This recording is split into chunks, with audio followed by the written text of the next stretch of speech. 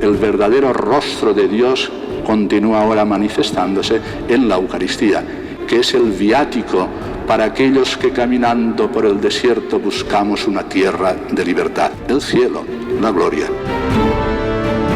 De tal manera que si somos fieles discípulos del Señor, aseguramos la eternidad dichosa. Lo da quien lo puede dar, Dios, que es autor de todas las cosas, creador y redentor nuestro. Pero no olvidar el destino eterno.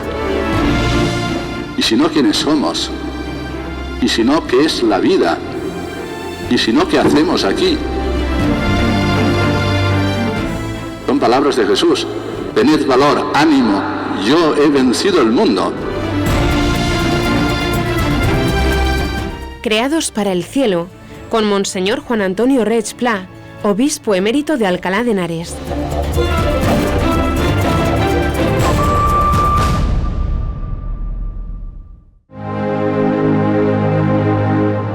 La profecía de Daniel hace referencia a lo que conocemos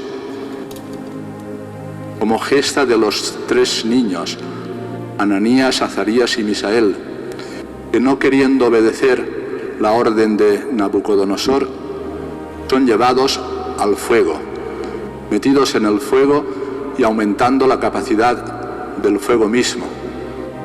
Y allí dentro del horno encendido levantan al Señor esta súplica, que es uno de los textos referidos a la oración y la alabanza más significativos del Antiguo Testamento. Estos 3 personajes están sometidos al fuego que ha decidido aquel pagando por no querer obedecerle. Bueno, pues siempre vivimos los cristianos, en cierto modo, en el desierto y en el exilio. El texto del profeta Daniel nos invita a orar del mismo modo.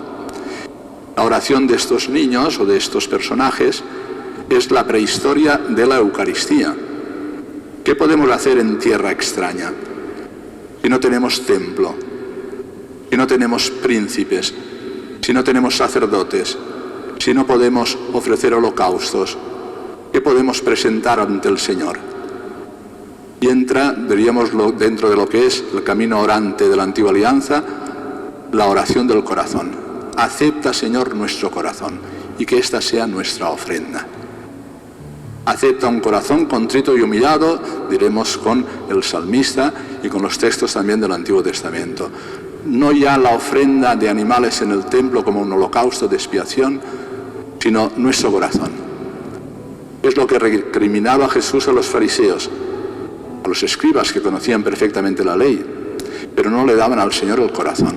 Lo que quiere el Señor de nosotros es a nosotros mismos, pero no como esclavos y sometidos a una voluntad tiránica, porque Dios es nuestro bien, Él nos ha creado, su designio de amor en lo que nos ha dado como ser es la expresión de nuestra felicidad y nuestro gozo, y lo que quiere por tanto es nuestro bien. Nuestra libertad no está en contraste con lo que el Señor ha previsto para nosotros, sino que lo que Dios ha previsto para nosotros es el cauce y el camino de nuestra libertad. El Señor nos quiere a nosotros, viviendo en lo que nuestra cultura desprecia tanto, viviendo en la dependencia de la sabiduría amorosa de Dios. Nuestra libertad es una libertad creada. No nos hemos dado la vida a nosotros mismos. Somos libres, pero con una libertad que no es absoluta, sino que depende de lo que es nuestro ser. Y nuestro ser ha sido pensado, diseñado, querido por la sabiduría infinita de Dios. Y por tanto sus palabras son para nosotros el camino de la verdadera libertad. Podemos pedirle al Señor, regálanos un corazón puro, un corazón que sabiendo que está dependiendo de su sabiduría, la de Dios, y que ha sido recreado por la gracia de Jesucristo, como Él podamos decir, hágase en mí, Señor, según tu voluntad. Porque la voluntad de Dios es nuestro bien. La voluntad de Dios, como decía Jesús, es nuestro verdadero alimento. Es el camino para nuestro bien, para nuestra perfección. Y es un camino para nuestro destino eterno. Por eso dice este texto orante, no rompas tu alianza con nosotros, Señor. No nos abandones en esta situación en la que estamos. Y pone como intercesores, Recuerda las promesas que has hecho a Abraham, a Isaac, a Jacob, a todos los patriarcas. Y nosotros podríamos decirle esta tarde, mira las llagas de tu Hijo crucificado, mira la sangre que ha derramado por nosotros. La enfermedad peor que podemos sufrir nosotros es el pecado, y el pecado que puede llevarnos a la muerte.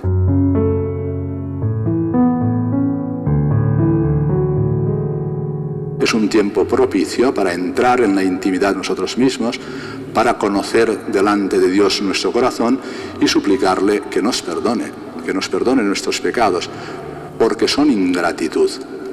Es la malicia peor del pecado. Siendo injusticia, siendo incluso idolatría, porque damos el corazón a las cosas y no se lo damos a Dios, es la ingratitud la peor malicia del pecado. Porque dándonos el Señor la vida y siendo nuestro futuro, nosotros no le agradecemos el don de nuestro ser, no vivimos según su voluntad, que es su sabiduría para nosotros, y no le tenemos a Él como aliado de nuestra vida para poder alcanzar el destino eterno al cual somos llamados. Por eso le suplicamos con el salmista, Señor, recuerda tu ternura. No tengas en cuenta nuestros pecados. Los pecados del espíritu, las enfermedades del espíritu, son peores que las enfermedades de nuestro cuerpo, muchísimo peores, porque destruyen lo que es más específico de la persona. Destruyen todo el bien que Dios ha pensado y ha querido y que hace posible en nosotros mismos. El Señor nos da otro camino para alcanzar nosotros el perdón, y es perdonar a nuestros hermanos, porque así hemos sido perdonados nosotros. Es lo que el Señor nos decía con las palabras del Evangelio. ¿Cuántas veces tengo que perdonar? Siempre. ¿Por qué? Porque hemos sido perdonados, porque el Señor nos ha perdonado. 70 veces 7 es una manera de expresar que hemos de perdonar siempre. Y la raíz y el fundamento es que lo podemos hacer no con nuestras fuerzas, sino con la gracia de Dios. ¿Cuántas personas a veces me dicen que no pueden perdonar a un familiar, al esposo, a la esposa, a los hijos, a los empresarios, a los trabajadores, a lo quien sea? No pueden perdonar. Pero a veces confunden lo que es el sentimiento de culpabilidad, que no siempre desaparece de nosotros, con lo que es la culpa. La culpa es reconocer que lo hemos hecho mal, pedir perdón a Dios, y Él regenera nuestro corazón. Y aunque no se cure totalmente nuestra afectividad por el sentimiento, nosotros somos capaces de perdonar. Y eso significa no desear el mal. Perdonar de corazón, es decir, con la decisión de la voluntad. Aunque no nos acompañe el sentimiento, que no siempre nos acompañan los sentimientos. Lo que el Señor pone como ejemplo para que entendamos bien cuál es el perdón, este siervo que pide perdón a su Señor le debe nada menos que 10.000 talentos. Es imposible ni siquiera con toda la vida pagar esa deuda. Y en cambio el Señor nos perdona así. Es imposible, la culpa tiene una dimensión infinita ante Dios y sería imposible el perdón. Y Él ha venido a buscarnos, ha venido a perdonarnos, ha venido a abrazarnos y a darnos gratuitamente el perdón que necesitamos. Hay un texto antiguo que dice que 10.000 talentos era lo que debía Cartago a Roma, y era más o menos como 50 toneladas de plata.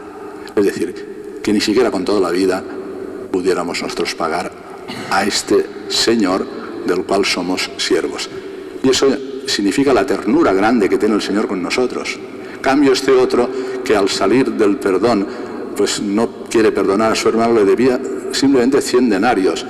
100 denarios son 100 jornadas de trabajo. Era mucho menos. Y en cambio no le quiso perdonar. Pues el camino del perdón, sabemos que Dios nunca rechaza un corazón contrito, nunca, aunque seamos el peor de los hombres y el peor de las mujeres, porque la ternura y el perdón del Señor es infinito. Por tanto, tenemos que estar viviendo consolados, agradecidos a Dios, y por eso venimos a estar aquí delante de Él, adorando al Santísimo, rezando el rosario y ahora participando de la mesa de la Eucaristía, que es el principal de los bienes que el Señor ha preparado para nosotros. Recibirle a Él mismo, resucitado y glorioso en su cuerpo y en su sangre. Eso es la Eucaristía. Del mismo modo que nos pide que le demos nuestro corazón y nosotros mismos, Él se ha dado a nosotros, pero es más, su ternura es tan grande que ahora quiere vivir en nosotros para que nuestro yo pequeño se haga grande. Ya no soy yo, decía San Pablo, es Cristo quien vive en mí. El perdón de Dios a través del sacramento de la penitencia regenera el corazón de las personas, por muchas que sean las culpas y por graves que sean. Solo el Señor puede crear de nuevo, y Él nos crea cada vez que contritos acudimos al tribunal de la penitencia, a la confesión de los pecados, donde el juez justo nos perdona con su misericordia.